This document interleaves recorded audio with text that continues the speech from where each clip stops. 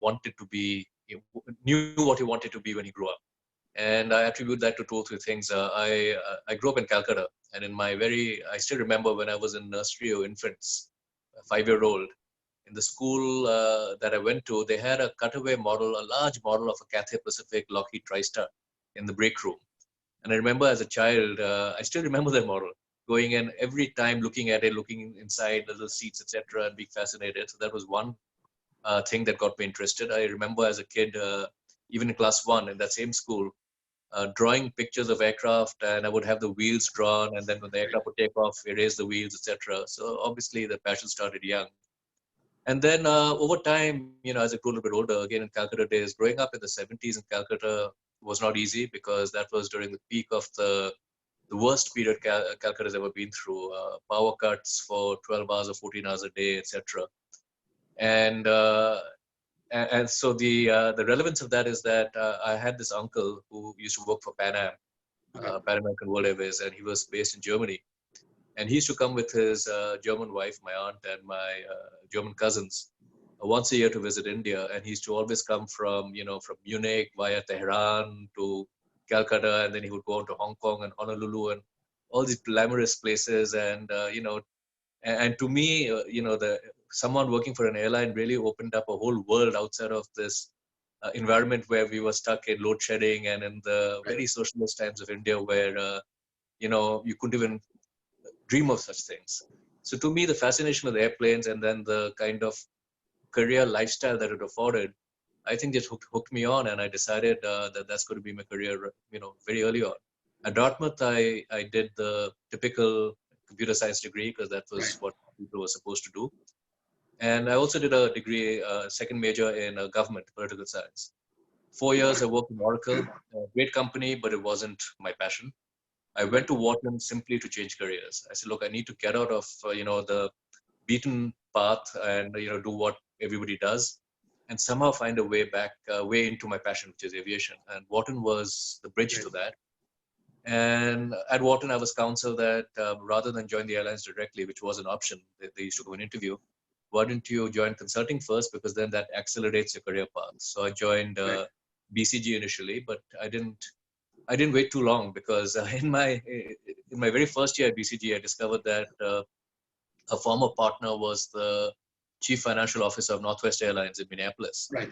I reached out to him, and then within a year, I joined Northwest. And since then, I've pretty much been either working for airlines or I went back to consulting for several years to Bain and in between Temasek, where I was working on airlines, on aviation, in the aviation practice. And then came back to India in 2013 with SpiceJet and thereafter Vistara. And here we are today. Got it. That's fantastic. I mean, it's very few people, in my opinion, who can tell you since they were children in school that they were passionate about airlines. But you had a relatively normal experience about trying different things and coming back to what you truly wanted to do. I think that's something that everyone can learn now that there's a plethora of options. Let me warn you that sometimes having a passion isn't great, and or it can hold you back. My wife keeps telling me that why could you not be passionate about investment banking? Look at the millions people are making there, and unfortunately, you don't do that very often in airlines.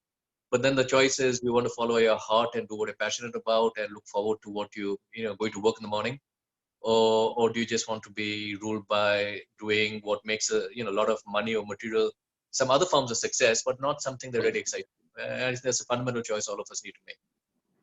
Right. And I mean that's a great point that you make. I mean, the choice is sometimes binary or sometimes non-binary. But if I were to ask you, you describe your career trajectory through different countries and different functions, what were the common threads that connected you across all the boards?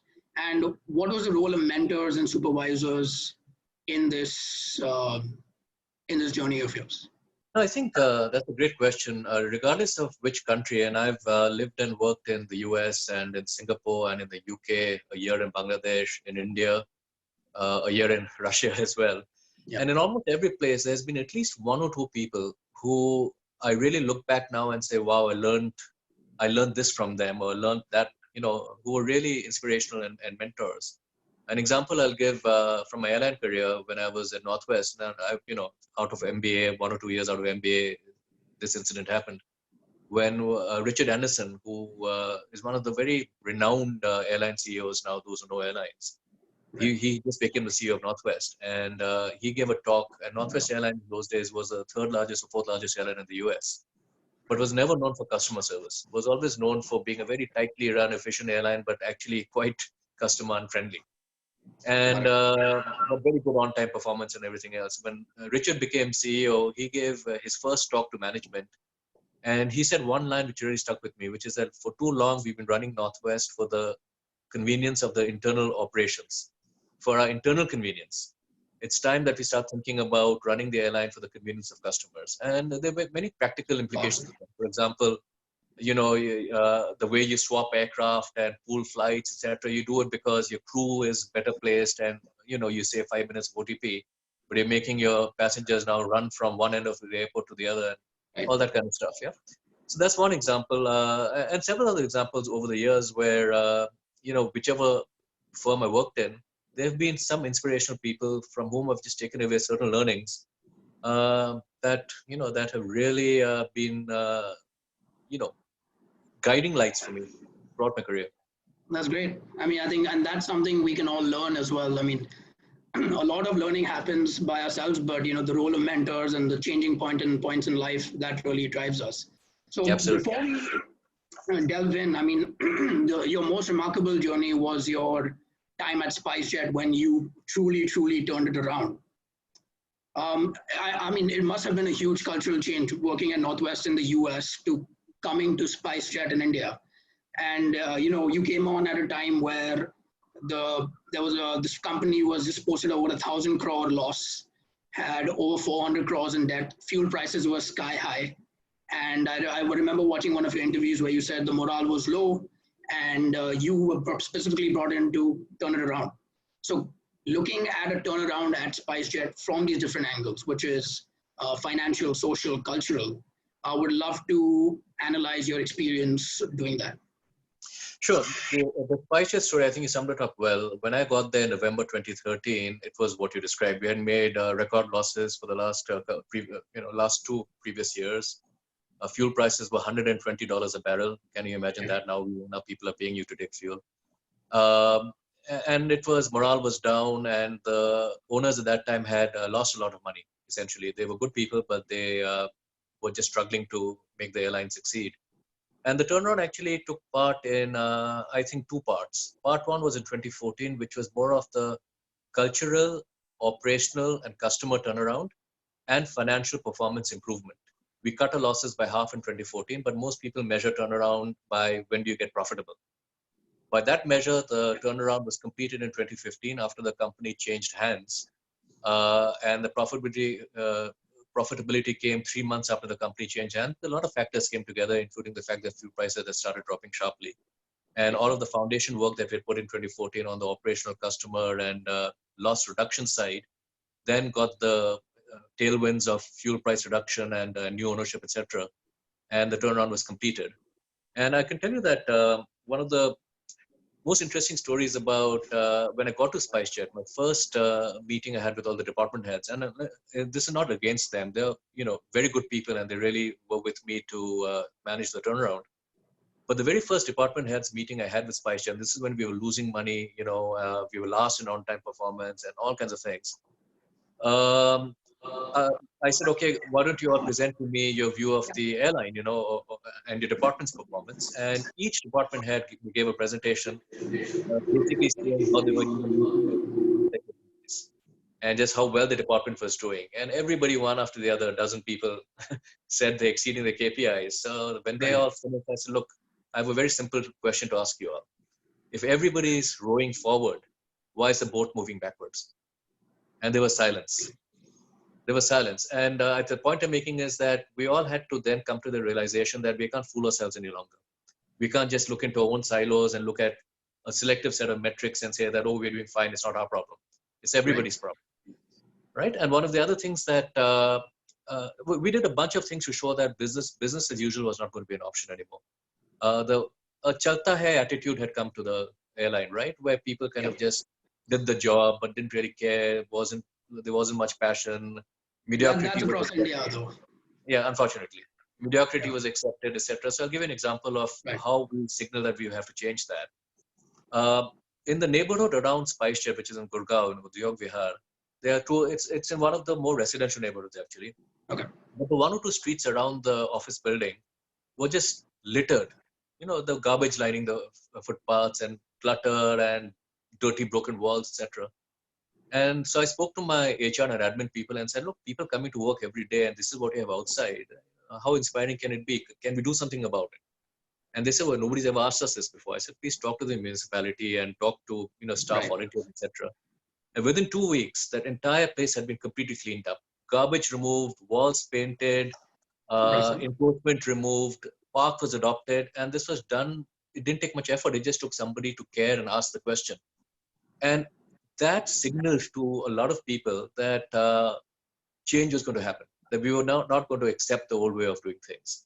And this is what I Right. mean by culture change, because unless you can change the culture for an organization to align and function in a highly effective manner and with a high sense of ownership and responsibility and accountability, you cannot get the results. Doesn't matter what industry Right. you're in. Right. And then we started creating a sense of urgency. I noticed a culture, the Chalta Hai culture, where people would show up at 10:30 and have long lunch breaks and whatever. Right. I'm just here for my paycheck. So to Right. change Right. that, Right. I started having 9 a.m. meetings. And people said 9 a.m. How do you do that? I said 9 a.m. isn't that early. In Northwest we used to start at 7 a.m. Right. Right. And Right. but basically did certain things to just show again that business as usual was not an option. And I Right. think majority of the people came around, but some didn't, and eventually people self-select. And sometimes we need to nudge some people out. But within 2 or 3 months, we became number one on time, and we fixed a lot of the basics. I'll give you another example. We were last on time, and nobody knew the reason Okay. why. We said, "Oh, we do this," and ground services would say that we close the aircraft door on time, so it's not our Right. problem. So one of the first flights I took on SpiceJet was out of Chennai. I remember this, and we boarded on time, as he had said, it was a morning departure, and the door shut on time, everything, and we were not moving for 10 minutes. We sat there not moving. So then I called up the station manager on my cell phone and say, "Hey, why are we not moving?" And he said, "Oh, the captain is having his coffee." So I went and knocked on the cockpit door and opened it and said, "Captain, I had just joined the airline. This is who I am. And, perhaps you could have had a coffee before you came here, before Right. you boarded the aircraft." And that news got around to everybody. Now I don't mean to say that all captains are like this. Well, was this on a moving flight? I mean, he was No, in no, no. He was waiting just on the ground. on the ground. Yeah. Before we start pushing, he wanted to finish his coffee. Before the push. Yeah. Yeah. So now I shouldn't, again, I want to take pains to say that this is not, I don't want to stereotype, our pilots were fantastic people, but there were always certain cultural habits that had come there. And Right. this was an example of where, people just didn't care, door was shut, job done, captain is Right. having his coffee. Well, nobody knows he's having his coffee. Right. So now, while that is a very stray incident, it just shows the kind of attention to detail that was required, the kind of culture change that was required. And therefore, after that incident, I said, look, I want an SMS. Those days, SMS was more popular Right. than Right. WhatsApp was WhatsApp. just catching on. Every time the aircraft push a base departure, which means the first flight of the day, if it pushes back more than 1 minute late, basically doesn't push back on time, I want an SMS telling me why. And that Interesting. alone drove a lot of the performance improvement, because if your first flight gets out on time, the rest of his day, normally goes well. A long answer to a short question. So, Right. And I mean, I just want to delve a little deeper into what you said. I mean, hmm, as when you were at Bain, facilitating change at organizations, it is always that you are the external consultant hmm, getting the work done for the internal organization. But now yeah, you were actually owning it, owning that P&L and managing the repercussions that come with change. So hmm. what are the kind of promoter level buy-ins or push that you had to look into to get such an organization, everyone from the pilot to the ground staff and beyond, to change in a matter of within 3 months and more? So I how think did you that. go about doing that? So I have to say that the promoters uh, they had basically realized that whatever they had tried hadn't worked. Okay. So one of the conditions in which I agreed to take on the role was that you need to give me a free hand. And to their credit, they gave me a completely free hand, and they said, "Look, we will only measure the key metrics, which is your losses reducing? Hopefully, you make it positive eventually. Right. Is your operational performance improving? Is your customer scores improving? Basic stuff like that. Whatever else you do is up to you. And Okay. therefore, and they actually communicated at the time I was joining. The chairman sent out a notice to all staff saying that he's the guy, right? And our future depends now on all of you working together to turn the company around. And I think, you see, the company had a lot of good people. That's the point I Right. want to keep emphasizing, which is good people, perhaps lacking a common purpose or sense of direction or whatever it is. And when they got the feeling that there's someone new who actually cares about the details and sort of is willing to make change, they quickly coalesced around that. So that was very good. That's a great point. And one of the videos that I watched was the Holi celebration at SpiceJet on, or right before I think the flight took off, or midair. I'm not sure, but Midair. that in midair. Okay. So that really put you in the front news, and the publicity was tremendous. And I understand that it earned some repercussions as well. So I think this is from a culture point of view, motivating your staff. I believe in December 2014, there was a time when there was for 10 hours your flights were grounded, Yes. and some of your staff were even ruffled up by passengers. Yes. So in terms of not only employee morale, but even customer perception, how did you approach that turnaround for SpiceJet? See, we had to. There were two key stakeholders where actually, can I request? I'm hearing some noise. If everyone can be on mute, please. Those who are not speaking. Um, See, we had two key stakeholders. One, the primary stakeholder was our own staff, right? We had to give them a sense of hope and improve their morale and make them feel look forward to coming to work again and etc. And the second Right. most important stakeholder was our customers. Right. I'm a strong believer. Again, this is inspired by one of my mentors in the past, books I read, etc. That there are only two kinds of a staff in an organization. One is a staff who is serving the customers, and second is the staff who are serving the staff who are serving the customers, which Right. means all of us in the back office, right? Right. And if you get the front line motivated and engaged, then they take care of your customers, and your customers then buy more tickets and take care of all of our Correct. salaries and take care of us overall. So motivating the staff was extremely important, and we wanted to signal internally and externally that this was not the old SpiceJet. So after we started putting some basic fixes in place and on-time performance improvement, we started doing simple things like not just cleaning up the road outside our head Right. office, but I insisted that wherever there's a SpiceJet facility, whether it's a ticketing office or the check-in counters or the behind the counters where people sit and say, I don't want to see a piece of paper on the ground. This is before Swachh Right. Bharat. And, I'm ashamed to say that across airlines, not just SpiceJet, in those Right. days, things have changed now.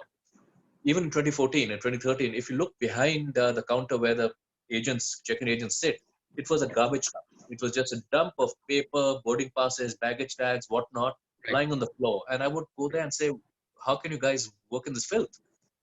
Right. And they wouldn't understand me initially. They would say, but sir, the cleaners clean in the evening. I said, so therefore, the whole day you're going to sit in this filth? I said, there are trash bins there. I want the trash in the bin. And next time I see a piece of paper on the ground, I'm not going to, Right. it's not going to be a happy situation. I was strict. I wasn't just a Right. sweet chat, right? And that also sent a very strong message across that, okay, guys, we better watch what we're doing, The right? small details. The The small small details. details. You have to take care of the small details. Small things make a big difference. A big thing I say. That's a big belief I have. Anyway, so the holy dance coming to that is once we had started fundamentally changing some of the basics, we started cleaning our aircraft, even things like cleaning Right. the window so that, you don't feel icky sitting inside and taking Right. care of the hygiene.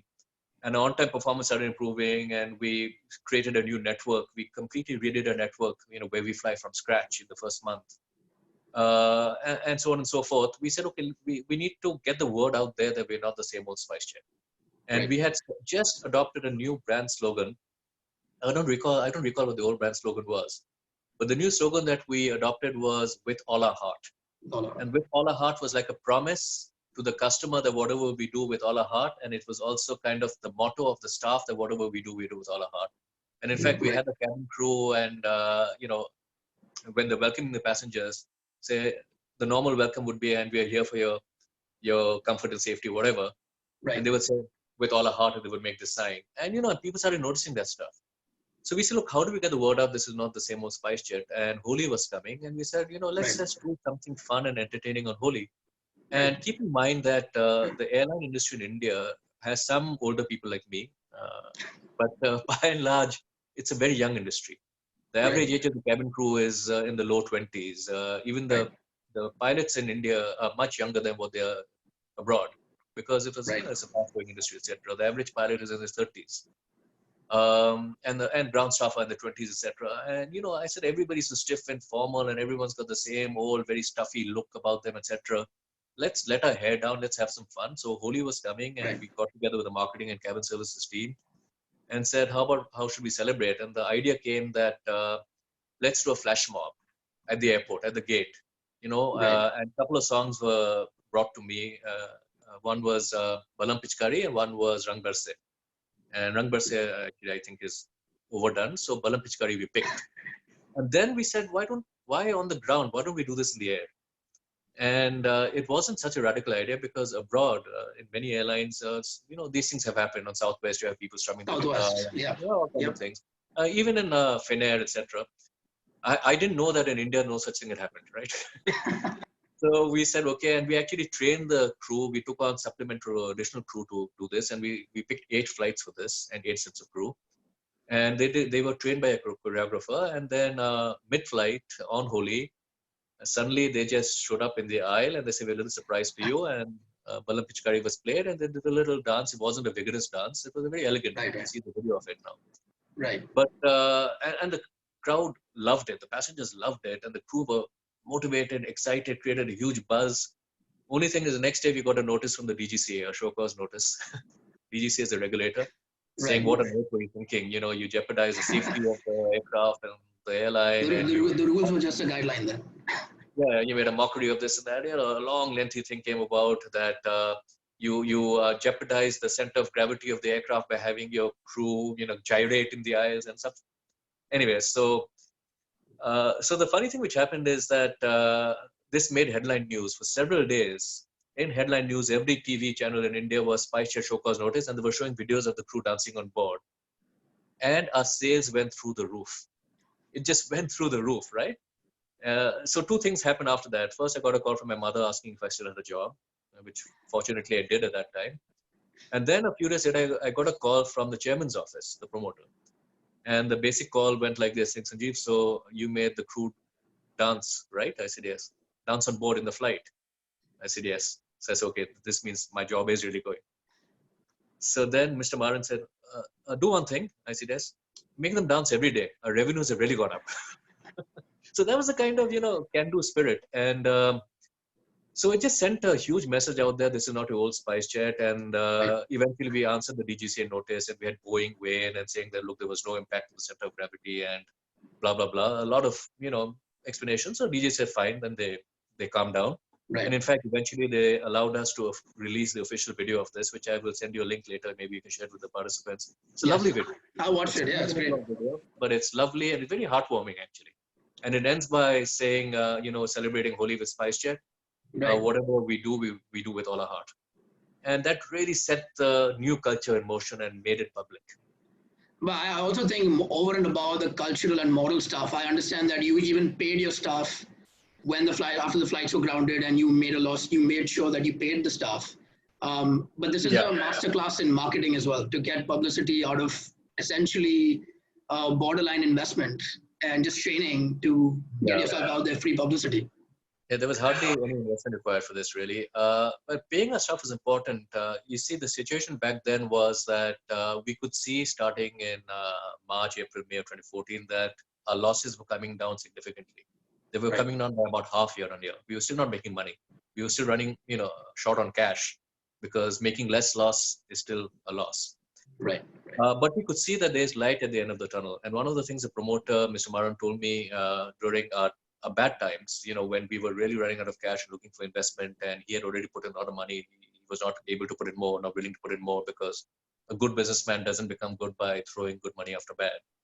Right. But whatever, so we were looking for external investment and this and that. And the one piece of advice, again, this is one of the mentor learnings, was that Sanjiv, whatever happens, pay the staff. If you have to return aircraft because you don't have enough cash to pay all Right. the lease payments, return the aircraft, but pay your staff. And I think that really helped us Pretty because powerful. yeah, when stuff really got bad, when we were grounded for a day, and our staff, as you said, the ground staff, some of them got beaten up at the airport, etc. The same thing had happened to Kingfisher 2 years earlier in 2012, Right. and but they hadn't been paid for 10 months. And when the staff got beaten up, they never came back to work the next day. But when our staff got beaten up, they came back to work the next day because they had been paid the salaries, they kept the faith, and they never Right. lost hope. So that made a big difference. Now, there's a slight difference from today's situation. I'm just preempting the next question, which may Sure. come. That because of COVID now, several airlines around the world and in India are not able to pay the staff. Right. Right. And so people have asked me that, look, you're the guy who has said that whatever happens, pay your staff, and now airlines in India, what are your thoughts? Well, my thoughts are this, that the situation we're in right now go beyond what SpiceJet ever went through. Because SpiceJet was going through a situation on its own, Correct. but there was light at the end of the tunnel, performance was improving, and we knew we would get out of that. So we could afford to sort of say, all right, I'll return some aircraft because I know there's a way out of this. The current situation is such that all the airlines in India have been grounded indefinitely. Correct. Only major country in the world which has grounded all its fleet indefinitely, Correct. and Correct. also the only country in the world where the airlines have been told you cannot take bookings, forward bookings indefinitely. For cash flow purposes as well. Yeah. Yeah, technically, even for December, I can't take a booking now. So that means we cannot earn revenue by flying, and we cannot earn revenue by selling tickets. Right. Airlines are a very high fixed cost business. There's no end date to this, and in such a crisis, which is completely unprecedented, the survival of the company is not assured anymore. In Correct. spite of the survival of the company, we did not doubt. Right now, I think it is true for pretty much every airline in India, except perhaps the number one airline, which is in a different category. For all the Right. remaining airlines, beyond a point, survival, is in question. And therefore, the situation is different where every rupee has to be saved so that we can Correct. survive. Because a short-term pain has to be taken now so that the company survives and jobs survive. And this is not the time to say, okay, no, I want to follow Sanjeev's principle and pay everybody 100% Right. today, because then we run out of cash before you know it. Yeah, Right. if Right. it goes on beyond another month, we'll be out of cash. Right. And we're not alone. Every airline is, almost every airline is in that situation. So Right. unfortunately, we've had to do something different from what I would typically want to do. Correct. But these are unprecedented times, and I think most people understand that it's better to have a job in 2 months rather than have a salary for 2 months and no job after. Fair enough. Fair enough. I think that's a great transition into the next phase, which was, what should airlines and the hospitality industry be thinking in terms of a turnaround? Just a quick note to our participants: our Q&A box is open, so please keep typing your questions. And when we reach the Q&A segment, we will start reviewing the questions. So there's a Q&A box bottom. Keep typing your questions. So Sanjeev, before I'll jump straight into what's happening right now. Is before COVID, India was supposed to become the third largest airline hub by 2024 in terms of number of passengers who travel. There was around $5 billion of investment that was expected to come in. And there were some regulatory changes to make airlines more susceptible to and more conducive for them to operate international sectors. So if you were, you're an advisor to Go Air right now. And what are you telling, if you could break it down in terms of, okay, on the financial angle, on the strategic angle, on the cultural angle, on the emotional angle, how are you breaking down this turnaround, assuming we go back to normal at some point in time? So I think my answer is going to apply to all airlines, especially in India. It's not specific to any one airline or to Go Air. Right. First is we have to focus on, like I said, on survival. So cash conservation is key, because restarting an airline which has been grounded for 2 months, has already been more than 1 month now. It's just been extended by another 2 weeks. So minimum 7 weeks grounding would have been. Right. It's not easy. You need a lot of cash to do that. Right. And then it's not that the minute we restart operations, things are going to be normal and we're going to be making money again. I think the general consensus around the world and in India as well is that traffic will be down, demand will be down by at least 30%, 30. 30%. That's considered a reasonably conservative assumption. It could be worse. So in good times, the best airlines in the world make a 10% margin. if traffic is down 30%, even the best airlines in the world will be bleeding, right? Correct. So we're not going to be out of the woods. So cash conservation is going to be important going forward. That'll mean pooling flights, reducing number of flights, reducing capacity, so that if you have 30% less down, then you can't fly the same number of aircraft anymore. It's going to be a lot of structural changes required. Right. This is also the opportunity for all of the airlines to sort of hit the reset button and say, okay, what can we do to survive such situations or manage through such situations better going forward? Right. Our entire strategy, our entire expansion and growth strategy. A lot of airlines are finding that the reason they don't have as much cash cushion as they would have wanted is because they've ordered a lot of aircraft. And when you order an aircraft, you need to every month make payments while the aircraft is being built. And suddenly you say, wow, if only I had that money, which the aircraft is not coming for 2 years, but I've paid so much already because I've ordered 100 of them, 200 of them. Right. And aircraft are not cheap. Typically, a list price of a Boeing 737 or Airbus A320 is $100 million. Airlines pay much less than that, but that's still a huge amount. Right. And so, I think there will be a lot of serious conversations about how do we manage ourselves better for longer term stability and sustainability financially. In terms of morale of staff, it is look, we're all in this together, and we need to get out of this together, and we need to sacrifice together. I'm working pro bono. Pro bono means I don't get paid. Right. And I think a lot of the senior management have reached similar conclusions. I've voluntarily offered to not be paid. Okay. That's great. In terms of customers, I think the demand will only start coming back towards normal once there's confidence that it is safe to fly from the point of view of the virus, that my chances of infection are no longer a worry. And I think as everyone on this call will know, we all read the same news, that the general belief is that either until a vaccine is found or some kind of herd immunity is developed, or the third option is the virus suddenly just disappears like SARS disappeared. One of those three has to happen. And only then will the full confidence come back. And until then, airlines are all working on minimizing interaction and crowding at the airports and in the aircraft, minimizing contact between customers and crew, customers and each other, no crowding in the aisles, distancing at the gates, distancing while boarding, protective equipment on board.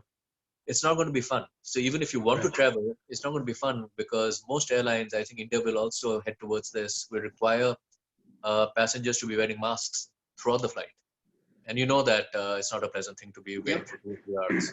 And the airports are required to wear it at the airport. So for a number of hours. So I think people will just start, will avoid travel unless absolutely necessary. So unfortunately, that doesn't help us. So we are in a very, very difficult situation. Very difficult situation, and we just have to batten down the hatches and prepare to outlast this somehow. But it's going to be, it's not going to be easy. Right, and I think you brought up great points about having a job 2 months from now versus getting paid for now and then getting laid off. Where do you see the government intervening in this? I believe the coalition of airlines, the number put on was around $12 billion. $11.5 billion in terms of a bailout. That's small compared to, you look at US airlines, for example, United and them have come out with figures of $40 billion. So how do you think the government can intervene? And a follow-up question to that is, the hospitality industry is closely related to the airline industry. They go two and two for most of the time. And we have a lot of folks from the hospitality industry on this call as well. So what is your view in terms of government intervention and help, and then on connected industries? So first, let me take a step back. In fact, the hospitality industry and the airline industry are completely hand in hand in this. And they both are extremely badly hit, not only because people are not traveling, that is a given, we all know they're not traveling, but also because we both have the ultimate perishable commodity that we're selling. A room night that goes empty can never be sold again. I mean, it's not like a bar of soap that you can just put in inventory and say, okay, today I didn't sell this bar of soap, tomorrow I'll sell 2. The room night is gone. You can't put it back on the shelf.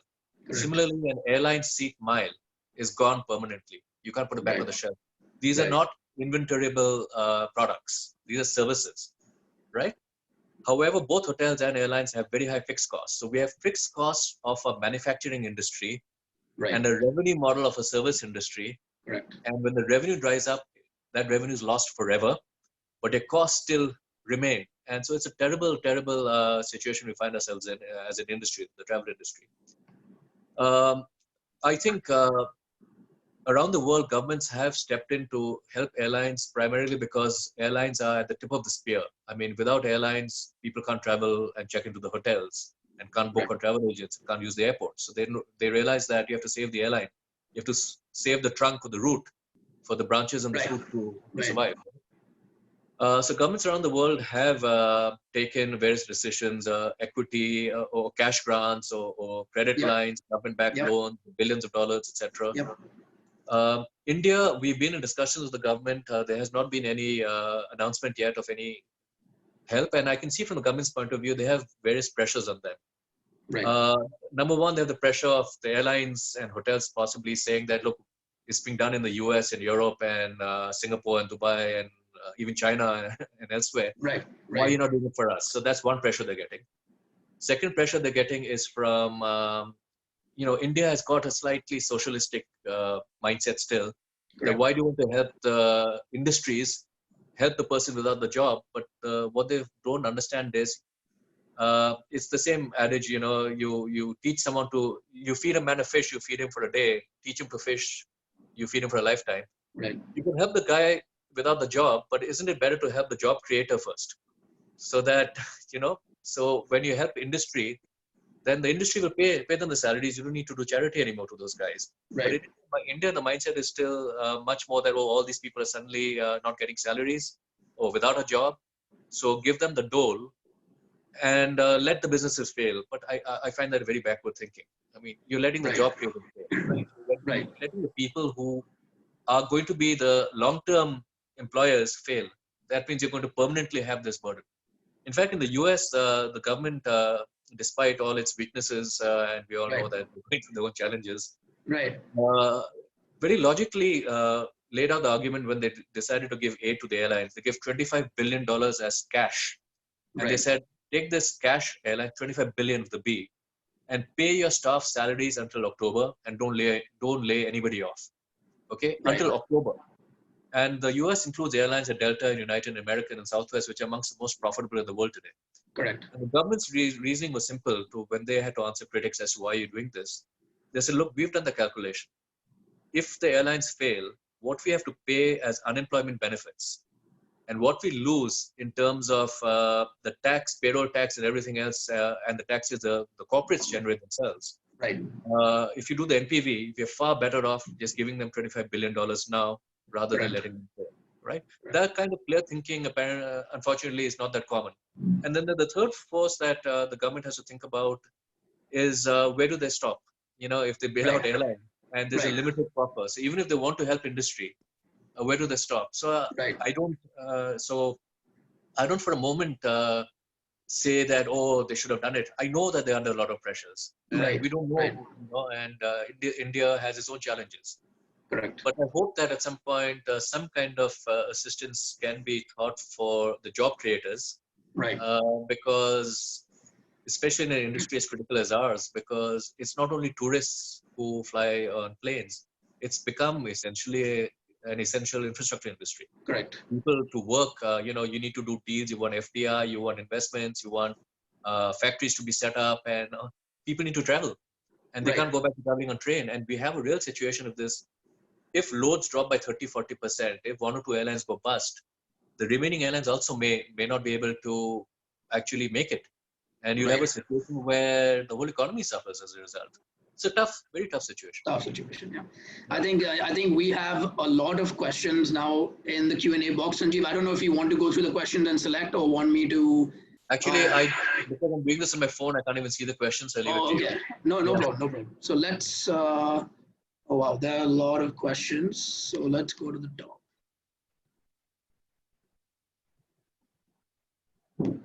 Okay, we have one question from Sanwar Oberoi, who is a co-founder of Bohico. I'm going to put him on to see if he wants to answer the question, ask the question directly.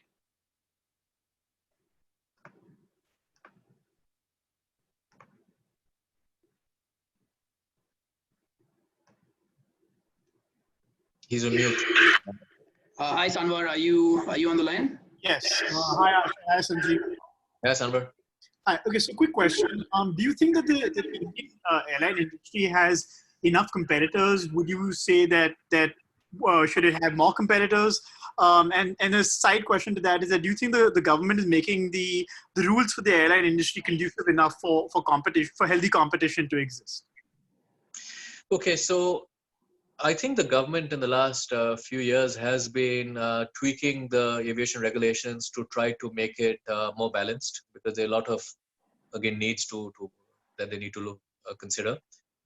My personal view is that there is overcapacity. I'm not saying in number of airlines, but in terms of number of aircraft, there's overcapacity for the short term in India, because while the growth projections are very positive, the airports are choked. And because of that, the capacity that's coming in is being forced to fly on secondary routes.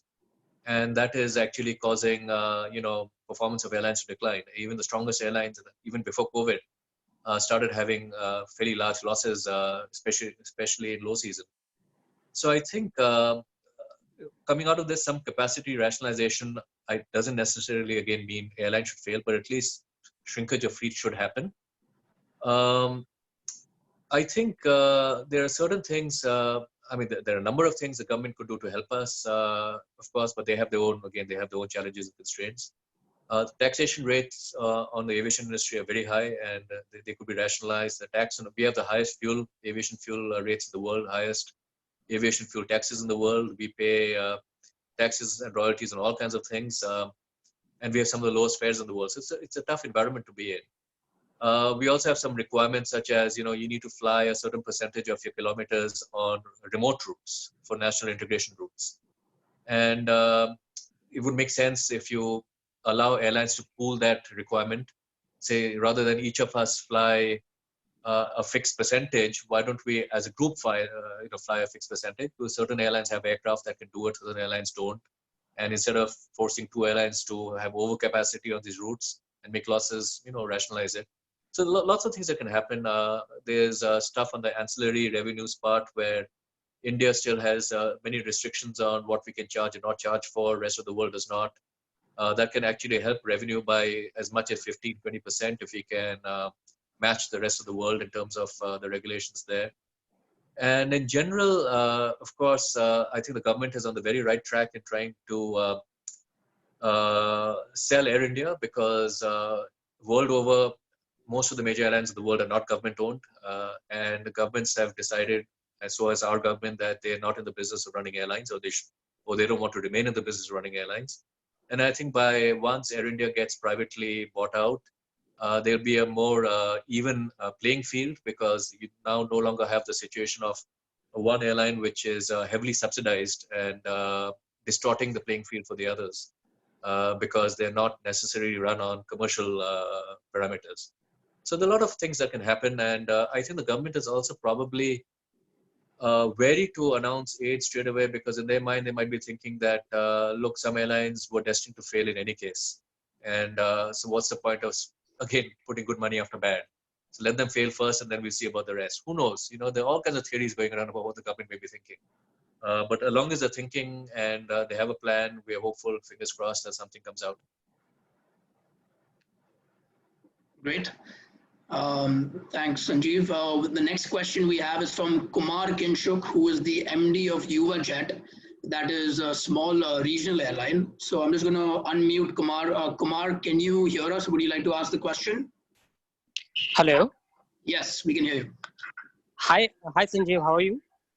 Hi, Kumar. Good. How are you doing? Good. Actually, we are in the process to launch a new airline in India, YuvaJet Airways. What's it called? And YuvaJet Airways. YuvaJet. Okay, excellent. Yeah, they're launching a new airline. And what's your take on, because we are planning for in 100 seater segment, like Embraer 190. So do you think the opportunity in that segment in Indian market? See, I think the timing right now, when are you planning to launch? Our planning was on 24th of October. The launch date was on 24th of October, but we will extend after winter segment, after winter season. See, my personal view is that I think there is a segment for long and thin flights. Embraer 190 is a long and thin aircraft, which means long and thin means that longer routes, 1.5, 2 hours, where the normal ATRs and all, they're not the ideal aircraft for that. They don't have the range and they're not as comfortable. And thin means that not full capacity, 100-seater, 110-seater. I think there's a market for that in India. And in terms of timing, of course, a little unclear as to when the market will fully recover. So if I was you, I would try to delay it a bit, but at the same Okay. time, I think there's an opportunity out there. When things return to normalcy, there's certainly an opportunity. As of now, we are totally focused towards Northeast with 2 aircraft, Northeast market. That's all. Okay, are these new Embraers you're getting? Yeah, not it's because right now with the opportunities, what I'm seeing to sublease the aircrafts, because most of the airline are reducing their fleets. Okay. Those who are operating Embraer aircrafts, so we are getting those price. Those aircraft at the best price. Okay, I see. if we talk to the direct to the leasers, they are demanding a lot. But negotiating with the airline to sublease aircrafts is much more easier, I am finding as of now, and seeing I'm the sure. opportunity, because most of the people are most of the airline who I have mail or I am in touch with them, they are more interested in that. And even though we will get some kind of a pilots also, captains also, because in India we don't have a captain, so there's a scarcity of captain for E190 also. So I think from the cost perspective and from the skilled manpower perspective, the timing is good, because obviously there's going to be excess of aircraft that people are going to be willing to place at much lower rates than normal. So it's a buyer's market or lessor's market, lessee's market in terms of that. And also, I think because of shrinking of airlines, which I think is likely to happen, skilled workforce also becomes available. So from the cost and operational point of view, I think things look good. It's just a revenue point of view and demand point of view that I'd be a little bit concerned about. But anyhow, wish you all the best. Thank you, Sanjiv. Great. So the next question comes from Anuyai Sahai. Give me a minute. I'll put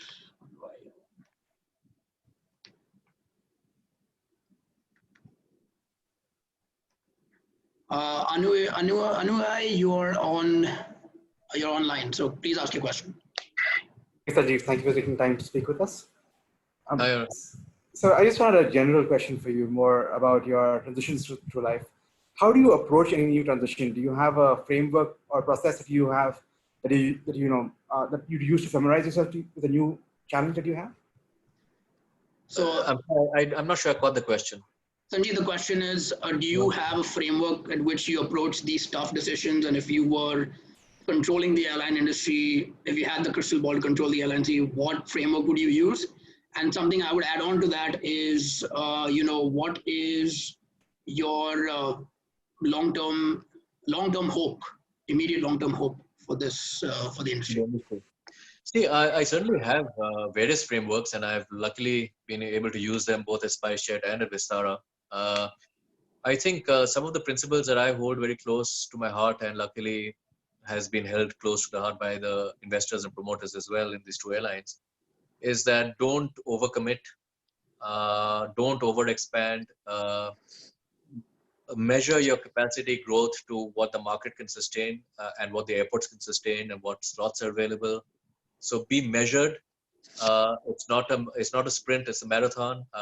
Don't be in a rush to place vanity orders of 100, 200 aircraft, because in a situation like this, I can kill you. So, it's a tortoise and the hare. So take it step by step, have a solid management team, be patient, and build block by block, but be very clear. I think one of the reasons why Indigo has been such a successful airline is that even before they started, I think they had a fantastic blueprint that was put together by Rakesh Gangwal and others who were from airline backgrounds. And they really stuck to the blueprint really well and executed really well on that. And whereas some other airlines started with just without having a clear long-term vision and blueprint, they just said, okay, we'll get some cheap aircraft and start, and then we figure out what to do next after that. But I think when I say go slow and steady, it doesn't mean you don't have a plan. Have a plan, have a long-term plan, but then pace it out in a manner that actually is sustainable. So that's the basic framework one uses, at least in our industry, that I've tried to use and project. And in fact, when we order aircraft, we ordered it with specific routes in mind almost. Say, okay, we expect to open so many routes next year, and this is how many aircraft we need in the following year. And so it's not a blind order of 50 or 100 or 150 aircraft. Thank you. The next question comes from Sid Rawal, who is from the United States, joining in. Sid, I have unmuted you. So Sid, go ahead and ask your question. Sure. Aashay, thank you so much for organizing this. Really appreciate it. And Sanjiv, thank you so much for taking the time to talk to us. You're welcome. I had a question about, the future of travel after the coronavirus. I mean, there are suggestions of leaving the middle seats empty, but that just increases the cost per available seat mile. So how do airlines deal with, this new reality of what's next, and what does that mean for prices and, all of us who just travel for work a lot? Yeah, so that's a very good question, and there's no easy answer to that. Right. The reality is, I think initially the demand will be low, so even without having a requirement to keep middle seat empty, you may end up with the middle seat empty. But that's going to happen by chance. In terms of the requirement to keep it empty, if you look at the math and the measurements behind it, you need at least 3 feet. Some people say 6 feet of social distancing or physical distancing between you and people around you. A middle seat empty doesn't give you even 3 feet, even with the middle seat empty. And the person in front of you and behind you, it's often just 10 inches or 12 inches when they recline the seat. So the point I'm making is that middle seat empty is not actually solving the problem at all. It's just giving maybe a cosmetic feel good and more room for people to be comfortable, but it's at a very high cost to the airlines because here's where you really need to maximize revenue, and demand is falling. On top of that, if you keep the middle seat empty, you're just putting one more constraint and one more challenge. And the way to make up the lost revenue of the middle seat once demand comes back sufficiently is by hiking fares, which is not good for consumers. And because we're such a price-sensitive country, if you hike fares, then your demand falls, and it's a catch-22 situation. So basically, all of the Indian carriers have, I think, told the government that they don't believe that middle seat empty is actually going to solve the medical or the social distancing problem. It's just going to create additional hassles for the airlines. And instead, we want to make sure that we take every other precaution possible, such as masks and gloves and disinfectants and everything else to protect passengers and crew. But let's not do something which is optics, but doesn't really solve the problem. Right. Thank you. Thank you, Sid. And just on a time check, we have 1 minute to go officially. Sanjiv has graciously agreed to stay on if people have more questions. So I will go ahead and ask one more question that's more philosophical, and that comes from Chandni. Let me put her on. Pause the question. Chandni, you're online. Go ahead, ask your question. Thanks, Aashay. Hi, Sanjiv. Thank you, firstly, for taking out the time to talk to us. You're welcome. My question is, what is the one learning that you could share with us through your journey as CEO? And Sanjiv, to add to that, what I forgot to ask you during that, one learning plus what is your biggest failure in life that you learned from, and what are you most proud about through your career? Second one is a tough one, but the one learning I think is, I alluded to that right at the start. It's the importance of culture change and the importance of not tolerating mediocrity. So it's all linked to each other. It's the importance of driving a culture that does not tolerate mediocrity, that is driven by passion, that is driven by a sense of ownership and accountability, that is driven by attention to detail, that is driven by the desire to excel and do better and to have fun while doing it. It's all about culture. Everything that I said is about culture. So that's my biggest learning wherever I've been, is you have very good people often working, underperforming or feeling frustrated or unmotivated because the culture is not right for them. And if you can create the right culture, and of course, to create the right culture, you need to also have a culture of trust and open communications, etc. All that are the enablers for this. Then you can really, with the same set of people, produce so much more. So that's the biggest learning I've had. And you had asked this question at the start, as a consultant versus being actually running companies or being part of senior management. The adrenaline rush one gets from actually being able to get things done directly as an operator is tremendous. And as a consultant, the one sense of the big positive as a consultant is that you can engage with the senior management and influence them to do things, but eventually it's not you doing it. So that's the one frustration, right? And sometimes they may or may not follow your advice, but at least you get a chance to share your views. But there's the feeling of actually leading up there, in the front lines. That's a completely different feeling altogether.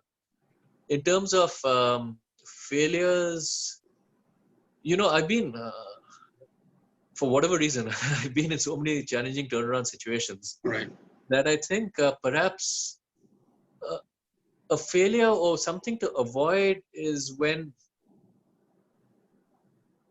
well, there was this situation, I don't want to go into too many details, where I guess I didn't do enough homework before I took on an assignment, and it was a basket case. I should never have taken it on. And so that's a big learning, and it resulted in me not being able to achieve what I had set out to achieve. So so do your homework and go into something with your eyes open and make sure that you know what you're getting into. That was my learning from that failure. Sounds good. So you know what, we're on time, so let's just give a quick closing remark. I'll invite Rekha back, and then if Sanjiv, you have the time, we can continue the question answers after we give the closing remarks. So Rekha, I'm going to put you back on.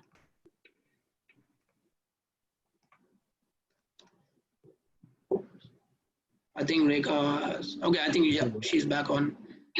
Rekha, please go ahead with the closing remarks, and then we can move on with the questions as well. So I think I'd thank you, Sanjiv, for so graciously accepting our invitation and giving us so many insights. I think this is a great time also for this event, given that the whole situation with the COVID-19 and so many questions in people's minds who are not just in the aviation industry but a lot of other industries, a lot of parallels. So thank you so much for coming and addressing all of us, and also a big thank you to all the people who have attended, both from our Mumbai chapter as well as the other chapters or people who are not from CMU. And Aashay, of course, last but not the least, a very big thank you to you for taking the initiative and organizing this thing. My pleasure. Thank you so much, Aashay. Thank you. Thank you. Thank you all. And, thank you, Rekha. And I will say the one thing that really stood with me from your talk, Sanjiv, was the focus on detail that we need as Indians. That's not inherently in our DNA, that we need to get back on, remove the chalta hai attitude and adopt a long-term thinking. So, you're a living embodiment of someone who went against the culture and made it happen. So thank you for all the learnings. Thank you. Very kind of you. Thank you. So Sanjiv, if you have a few minutes, let's say 5 more minutes, do you want to answer more questions or you? No, I have time. You can go ahead. Luckily, I don't have a plane to catch. Yeah.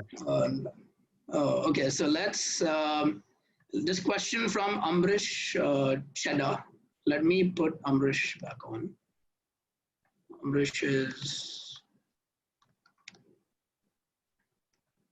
Ambrish, you are online, so please unmute yourself and ask your question. Hi, Sanjiv. My question is not necessarily for airline industry, but the question is generic for other industries to benefit from your experience. What are the key points in the blueprint making process in the current context for survival for the first 6 months, for example, and revival later on for businesses in general? You mean in the current COVID situation? Yes. So companies which are caught up in this storm in the next 6 months, if they have to create a blueprint today, what should be the key points that they should take care of for survival in the next 6 months and revival 6 months later? I think with the exception of a few companies in pharmaceuticals and Zoom, for example, and others, most companies are suffering from a sharp decline in revenues, right? So I think the blueprint should be first, how do you conserve cash to minimize the damage to the extent possible from this sharp drop in revenues, and which unfortunately means tough actions have to be taken to conserve cash. That is an absolute immediate thing you have to do. The second thing is that this crisis actually forces us to be at home, right? And it actually gives us a chance while businesses, factories are closed, and we're not caught up in the daily rat race, to think through what is a competitive position, what have we learned from this, and how can we come out as a stronger player going forward. And does it mean that we need to change some aspects of a business model? Does it mean we need to Yes. change some aspects of how we use technology and so on and so forth? Uh, I think it's a great opportunity. For example, for airlines, I would hope that they all thinking about, look, we're going to start at less than half the size that we were before, less than half the aircraft, much less than half I would expect. And it gives us a chance that, look, so essentially we have to redraw our network from scratch. So what should our what should our strategy be now going forward? It's like a restart of an airline, or restart of a business. And how do we fix the pain points that we had earlier and make sure that we now start off as a stronger entity with a stronger foundation? And it all comes down to essentially first managing your cash, then bringing down your costs sustainably, and then focusing on business segments of your business, or tweaking a business plan so that you can extract more revenue. And the luxury of time is with you now in order to do that. Actually, for many of us, we have the time to do that. Thank you. Great. Thank you, Sanjiv. And Sanjeev, we've had multiple questions on 3D and virtual reality. So I'm going to put on Mayank Tibrewala, who has, I saw a general theme on virtual reality. So let's ask Mayank to ask a question. Hi, Mayank, you're online. So please go ahead, ask your question. Yeah. Hi, Sanjiv. Yeah, Maya. So my question was, looking at a long-term perspective, would you think there is some scope for airlines to work on 3D holographic technology, or maybe telepresence robots, or has there been any discussion regarding that in the airlines? Like, is that even an option for them?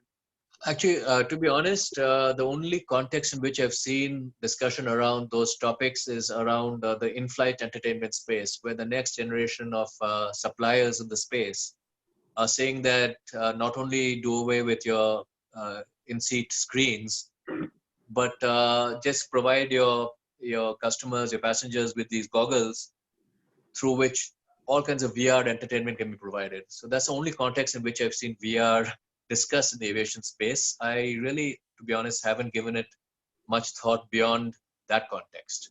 So I'm not really an expert in this field. Okay, thank you. Sure. So I think, there are a lot of questions. One good question that I read from an anonymous attendee was, what do you see as the future for indirect sellers, the travel agents post-COVID, the ones who take indirect bookings, and there was a whole industry that still survives on that. What's your view on that? So we're all in this together: travel agents, hotels, airlines, airports, taxi operators, tour operators. Everybody's in this together. And so travel agents make their money basically on commissions or service fees that they charge for making bookings. Either they charge it directly to the customer, or the airline or the hotel pays them, one of the two models, or sometimes a combination of the two. So we're all hoping for demand to come back. I mean, it's all demand and volume driven, everything that we do. Even for travel agents, they have certain fixed costs. For them, it's a perishable product. The product is the same for all. It's a perishable product, the traveler. Right. And so they also have to just batten down the hatches, conserve cash, maybe take the time to upgrade the technologies. Again, this is a luxury of time we're getting to upgrade certain things. For example, the airlines, various airlines I know have upgraded their websites during this crisis to automate the refund processing, right? Which earlier you had to call the call center to do. So here's a chance to, because you've got your people there still working, there's not too many bookings coming in and normal work is not going on. So start working on these projects where you fix pain points that you normally don't have the luxury of devoting resource or time to fix. That's what I would say. But it's a tough situation for travel agents. I don't see the world fundamentally changing. Business will hopefully come back, and we'll all look back upon this as a bad dream. But we just have to hang in there until then. I think, thanks, Sanjiv. I think we'll do one more question, which I thought was really interesting from Dhananjay Lodha. So, Dhananjay, if you're online, so please go ahead, ask your question. Hi, Sanjiv. Nice to see you staying very calm in this crisis. So I think it's a testament to what you say about culture. Thank you. My question was, at some point people will need to start traveling, and do you see the scope for any increase in private aviation, and is there even the infrastructure to support that in a big way? Not a big way necessarily, but a significant way with the airports and the infrastructure they have in the country around that. So you're talking about private planes, corporate jets, etc., right? Yeah. Okay, I think that's a great question. Basically, because I think the level of operations, number of flights is going to come down, and probably stay down for at least a year, maybe a year and a half, 2 years. That will open up opportunities such as airport space, slots, so on and so forth, to allow other players to come in where in the past they've been locked out because there's just no capacity. So that is one. So actually, there's room or space for more entrants or more players to participate. But more importantly, I think, especially for private jets, for those who can afford it, captains of industry, etc., that is one way to get around the fear of the virus, is by just flying in a private jets or chartering jets where you don't have to be exposed to the hundreds of other people at the airport and in the aircraft. So for mental peace, at least, even if I don't know whether it's going to be a real difference in terms of your health risk, because airlines are going to do everything possible to help. But if you can afford it and you want that extra peace of mind, I think the demand for private jets should go up, at least for the next year or two. Thank you. Sure. So Sanjiv, I think it's nearing 8:15. We can. I think most of the questions I see in the Q&A box have been answered in some form. So I'd really like to thank you for your time, and it's been phenomenal to borrow your mind. As personally, I've hosted speaker series since I was at CMU, and we've hosted prominent personalities. So it's awesome to learn from someone's experience directly, and this is more learning that you get from a textbook. So thank you very much. Thank you so much, Akshay. Thank you so much, Rekha. Thank you to everyone for joining this call. And one good thing about this whole COVID crisis is that we've all realized now that you can actually get a lot closer through all these technologies, and get a lot done, which I hope that doesn't dent demand, a demand for travel, but it does give us much more ability now to get to know more people and get to interact more. Absolutely. In a much more sort of user-friendly manner. So that has been one silver lining from this whole crisis. So thank you all so much for inviting me. I'm really honored. And thank you very much. Thank you very much. Thank you, Sanjiv. Thank you. Bye-bye, everyone. Thank you, everyone, for attending. Thanks so much. Thank you. Thank you. Bye-bye. Bye. Bye.